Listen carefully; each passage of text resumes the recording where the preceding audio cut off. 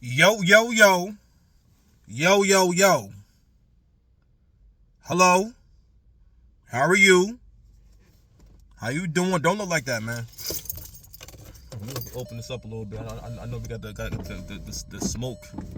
I'm saying from the other world, known as Canada over here, but I can't be frying up in the car because I'm getting ready to fry up a few other things. I didn't watch this blog. What are my manners? What's wrong with me? Hold on now, make sure the coast is clear. It's the Six Pass Commandments. Six Pass Dice, Mr. Land, if you need me. Your little big bro is here. Shout out to Danica Marie, by the way. Check her out. Y'all get a chance. Dope discussions, you know. If you happen to come by my little channel, it's soon to be a big channel. Big channel. We doing big things over here.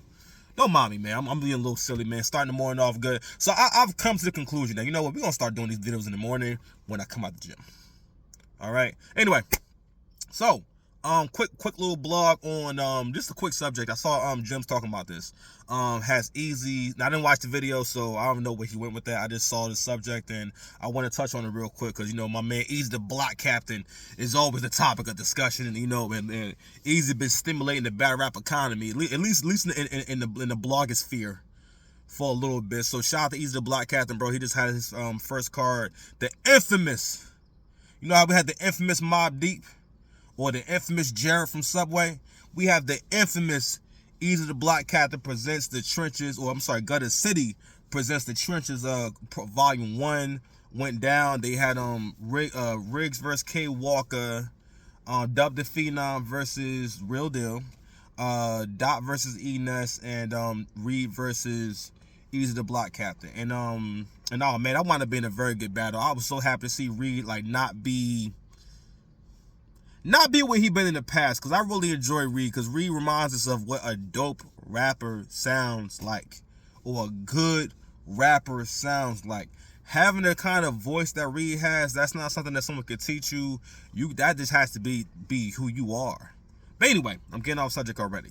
So the topic is this: the Eazy surpass Surf in popularity. Now, here's the thing about Surf's popularity, and when we start really starting to say Sue Surf runs battle rap. Let's think about when we started saying Sue Surf ran battle rap. It's certain things that happen that start making you feel like that. And one of the main things that happened was Surf made a point. Alright, let's just go over what Surf actually did outside of battle rapping. Surf took advantage of social media a lot. You know, I don't think he did as much as he could have done with it. He didn't really do a lot of branding with social media. There wasn't really a Surf channel. Surf wasn't doing events. No, Surf wasn't really trying to do his own league. I think at most Surf at one point was supposed to do a tournament where this is back in 2019, where if you won a tournament, you could battle him, you know, at the end of it and whatnot. That was back when you know, I think they asked him about Swamp. He said, all right, well, if Swamp want to battle me, he can go ahead and enter the competition, and if he wins, we'll do a one round at the end and whatnot. I don't know how that even panned out, you know, but that was the closest I heard Surf get to doing his own league, and doing an event. Towards you know, but before he got locked up, I'm gonna say around like 2020. You know, I think that's when he had one, 2019, 2020, whatever album had at my mama's house on it, which is, you know, that was the record I heard and was like, okay, I like what Surf is doing here. This sounds musical. This sounds like a good record and whatnot. And I think that's around the time when people started kind of listening to Surf's music more. And here's another thing about battle rappers and music. I always say, it's not that battle rappers can't make music. It's just that you have not put enough time and effort into it. It takes probably, for some people it may not take all that much. But for a lot of us, it's going to probably take, you're going to have to write close to 100 songs. You got to make 100 good songs, you know, before you can make a song good enough that, especially if you're a battle rapper and people are already familiar with the level of product that you bring. So you're going to have to make a lot of records, you know, behind the scenes that people ain't going to hear before you have a record good enough for the world to hear. I always make this analogy of when we were younger, when you would hear interviews and whatnot, you will always hear the artist say, listen, I got 100 songs, I got over 80 songs, and just the absurd amount of songs, and, you know, you would hear it in passing, and you're not really thinking about, well, where are those records and everything?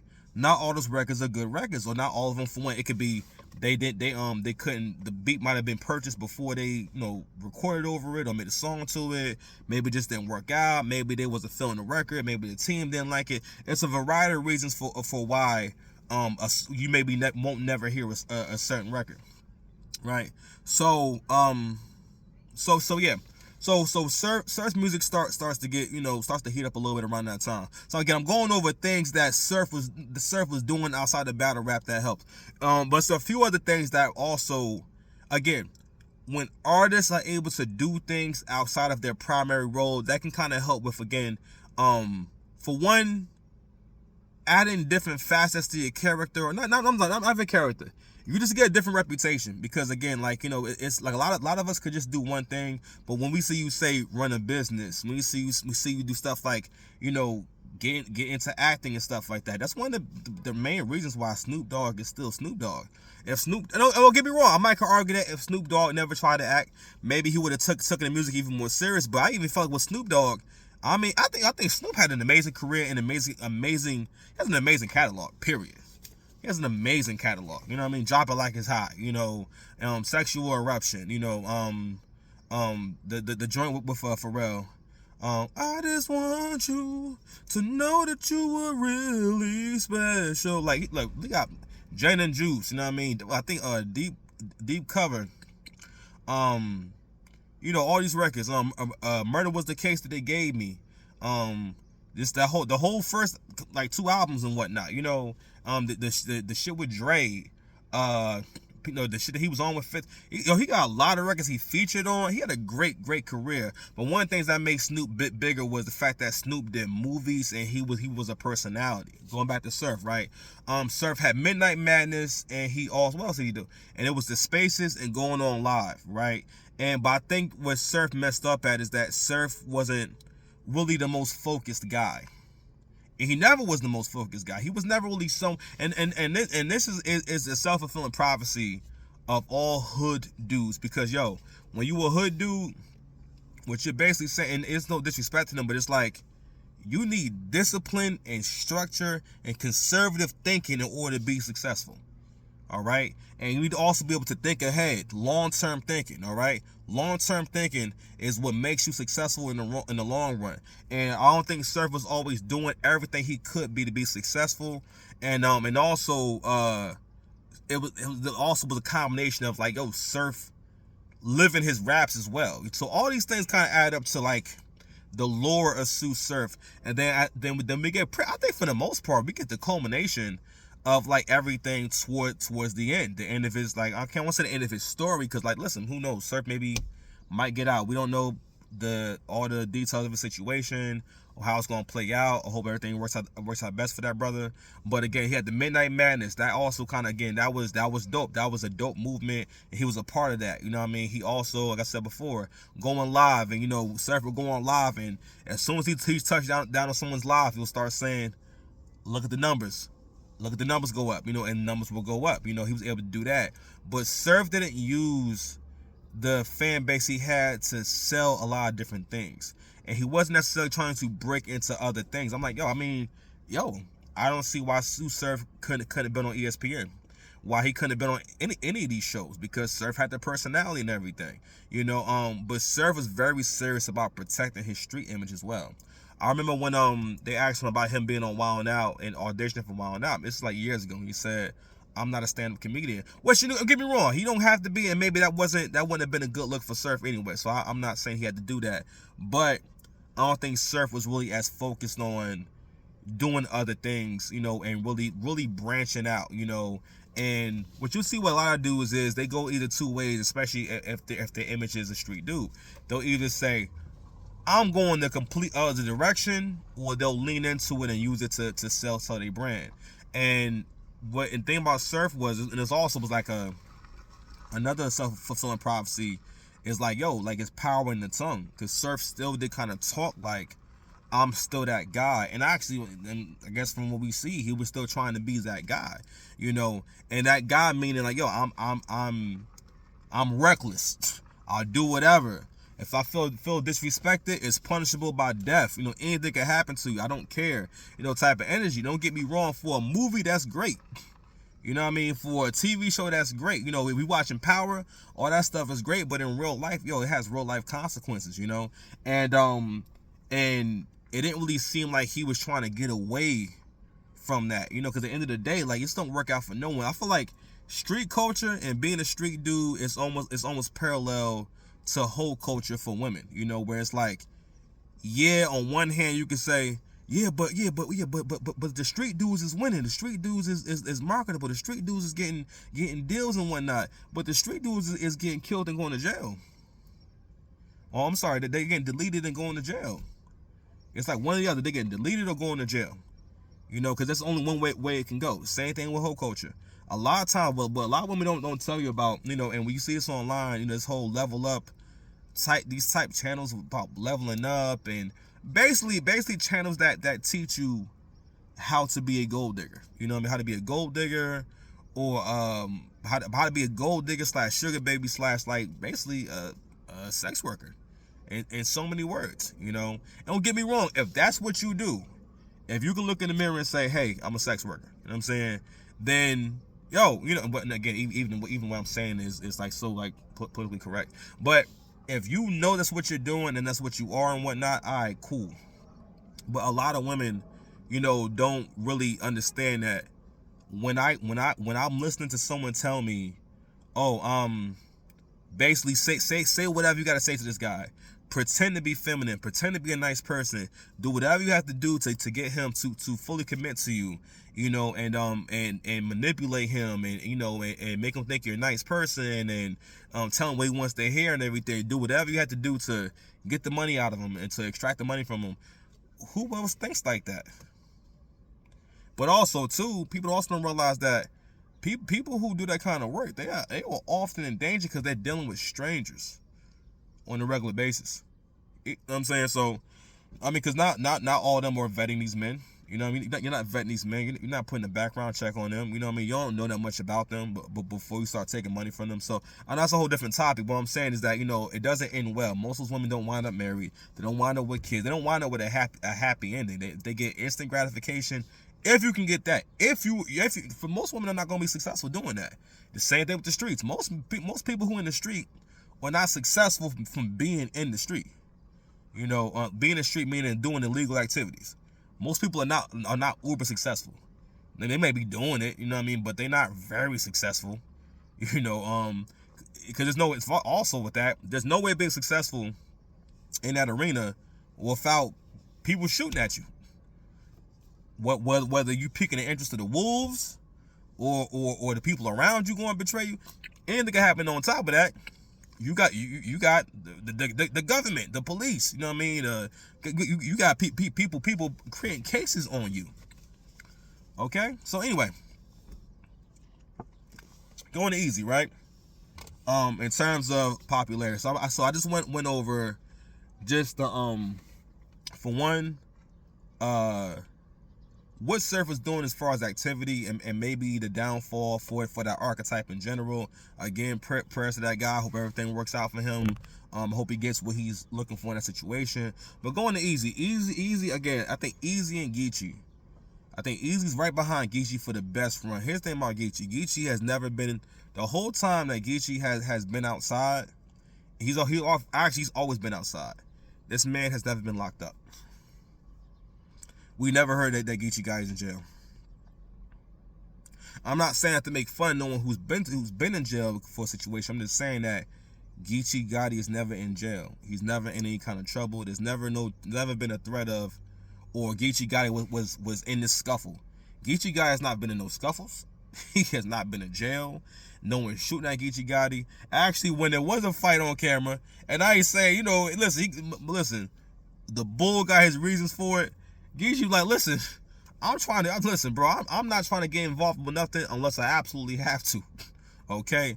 My man got behind a tree. I guess they thought they would shoot. I don't know. I guess they thought they would shoot. My man got behind a tree. Geechee is smart, man. Because I'm like, Geechee a street dude. Geechee be with those kind of guys. How come Geechee don't get in trouble? You know? But the thing is, obviously, Geechee trying to avoid trouble. You know? And it's like, real talk, there's no amount of keeping it real in the world that's worth jeopardizing your situation, jeopardizing your ability, well, jeopardizing your freedom in general or your life. Because like, yo, if I go to jail, can't make no money, and also, like Hov said, ain't no bitches in the pen. You know what I mean? What else? You can't make no money. It's just all these different things that's going to happen from trying to keep it too real. And no one ever questions Geechee's his sturdiness. How sturdy is the bull? No one ever questions that with Geechee. So Geechee, not only did he stay out of trouble, right? So he did that. Also, Geechee has merchandise. All right, we know where his merchandise is, where it's at, own website, right? Geechee also has a podcast. The only reason why I don't watch the Geechee podcast, I think if he put out this like more short clips of it, because I mean, cause I seen it a few times and everything. I just think I think it's more so if you rock with Geechee a lot, I think it's like one of those things. Like it's like if you're, it's like fan club content, not fan club as in, oh, I'm in the Geechee fan club, so I'm gonna watch it. I think that Geechee would probably need to really work on making entertaining content that can transcend, because I never really felt like I had to watch it. Like I enjoyed it when I see it. I think it's pretty cool, but it's mostly Geechee kicking it. But still, he took advantage. It's not the Geechee Guy channel. It's the no studio in channel, right? Also, what else he had in there? He also has and then he got his own league, and this is the blueprint. You don't have to have a bunch of battles. If you are, I don't care if you're Av, if you're Big K, if you're Tay-Rock, if you're really anyone that has any kind of name, because you can battle on that card and make it a card no matter what. Like Eazy the Black Captain. You know what I'm saying? Like this is again further in the blueprint. I'm sorry, let's not jump too far ahead. Geechee, the Riot, right? They do good events, they do good battles, you know what I mean? And so with that, he's a complete brand. And you've seen a lot of similarities with Eazy. We ain't heard nothing about Eazy getting in no kind of trouble. We ain't heard nothing about Eazy getting caught up in no kind of street stuff. You know what I'm saying? Why? Because he already done that. He been to jail already. He been in the street already. And he talks about that a lot, about understanding the importance of time and thinking ahead. And that's what men are supposed to do, be able to think generations ahead. The more masculine you are, the further ahead you should be able to think at all times. Okay? That's a big part of being a man. That's what keeps a man from blowing someone's brains out. That's what keeps a man from hurting people and doing the wrong things. Understand, if I do this, this is going to happen. So shout out to Eazy for that. But Eazy's done a similar thing. He grew his YouTube channel, so that's a whole stream of revenue. You know what I mean, that he gets consistent bread from, because he's doing long form content and he has a good amount of subscribers, and also he has a lot of engagement. When he does a live, it's thousands of people in that daggone live. That's a lot. If you got 200 people watching you in a live, that's really good. All right, because you're a person online. That person can be doing anything. You're not a TV show. If someone's watching you on YouTube live, and if it's 100 people, that's good. Not how hard it is to get people to come watch you live. For one, they have to be free. They have to be available to watch you live, right? So anyway, so Eazy's done that, right? Also got merch, got the sweatsuits, the whole Gutter City movement, right? The music, working on his music. He has an audio book, all right? He has products for sale. I think Surf didn't have as many products for sale that he's promoting on a regular basis. The focus was not on promoting his products. A lot of times when Surf was talking, a lot of it was promotion for URL and bigging up URL and talking down on other artists from other leagues in terms of the conversations and stuff like that. And a lot of it was a lot of SMD talk. I ain't gonna hold you. That's mostly what Surf had for you. He has some SMD talk for you, like SMD. It was a whole lot of that, and I think that Surf didn't make as much use of his platform, and also just his time in the game in general. If we go ahead and look at his whole career, he definitely could have done a lot more. Honestly, listen, I think that Sue Surf is one of the people. Sue Surf couldn't have been anything. Literally, he couldn't have been anything. Surf could have been a mayor. He could have been a governor. I don't know about governor, but he definitely that's someone. He could have been a lawyer, a doctor, a salesman. He could have been anything, because he's an intelligent guy. He's a smart guy. You know what I mean? Sturdy guy. He could have been anything. But I think Surf's time management, and this also comes with that's why I think one of the worst things for that can happen to black men is being in the street, period, because you're not going to get no structure from that, and also you have no history. So when you want to move forward in life, you can't say from 2009 to 2020 I was doing this. No one can verify your work like that. And also, not only that, you don't have a job where people are sitting down talking to you and doing performance reviews. If you do something wrong, you're getting reprimanded and whatnot, paying taxes, like healthcare, all these different things, because being a part of certain systems makes you get yourself together. And I think Surf kind of missed out on that, or just the guys in that life in general, they miss out on that. And they may have great intelligence, great talent, and a great everything, but if you have no discipline and everything, you're always going to wind up making bad decisions. But we're moving forward with Eazy. So arriving now with this last venture, Eazy also been on TV.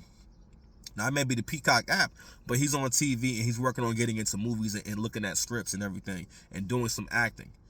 So it may not be millions of dollars and nothing like that, but for a battle rapper, it's pretty good. If Eazy gets $20,000 to be in a movie and whatnot, that's 20 grand added to his total yearly income. All right. If he do two small movies that year, that's 40 50 grand that he gonna make from those two small movies. If he puts an album out, and people listen to it and they get some good streams and whatnot, he might can make 50 grand to 100 grand off an album. I think you would independent artists at this point, and the kind of fan base that Eazy got, Eazy could make between 40 maybe up to 100, between $40,000 and $100,000 a year off of this his streams, putting music out, especially if he sells it. Listen, bro, if he could sell 10,000 albums for $10, that's a success. And that's how artists need to start thinking. Stop thinking about platinum. You don't have a building, you don't got a bunch of people working for you. You don't need to sell a lot of records to be successful. If it's just you going to the studio and making good music, because listen, people want good music. And if you can present it the right way and make it clear that, hey, I need y'all to support me for it to keep going and whatnot. Listen, you get your subscribers and followership up. At least 10%, of those people are going to say, you know what, I want to support the bull. When Lux had that album with Come Body, I bought it. It was $20. I bought it. I had to download it. And I'm glad I bought it. It was worth buying. The only reason why people don't want to buy music is because you're not making music worth buying. Like, you're not making nothing that someone's going to want to hear over and over again. All right? So that's another thing. And that's all it's about. Make something amazing and people will buy it. They'll support it. So I think those are the main reasons. Eazy's done acting, right? Can you see my fingers? Done acting. His YouTube channel, right? Also, and again, promoting, being on other people's channels. Getting, like Chris and Bias pointed out, he's gotten in really good with the media, which is a very important thing for his PR. So Eazy understands PR, so he's actually working it like a business in every aspect of it. Eazy doesn't have an attitude like I don't care. And that's another thing that we got to get rid of in our communities, having this I don't care attitude and thinking it's okay. Knock it off. Knock that off. So what's else I'm gonna put out? I'm sorry, so we said that. The league, staying out of trouble, the music, the books. So he has created a whole brand around himself, and he's only focused on his product. And now he's, even despite having his card sabotaged, he had an extremely popular card where people were tuned in. It was almost a full venue and people bought pay-per-view. Hopefully he broke even. But again, just in general, I think he's maybe surpassed Surf. Now again, Surf was hotter for longer. This is more of like a newer thing. We're going into like the second year of Eazy being like talked about in this way. So we can say, but I think for what it is, and for what the run is, because in the end of the day, he's been in complete control. There's been no slip ups. He hasn't even had no short rounds in these 2 years. He ain't choked him. You know what I'm saying? No big stumbles, nothing. So shout out to Eazy, man. So all right, man, that's what I got for that one. It's the 6 Paths Commandments.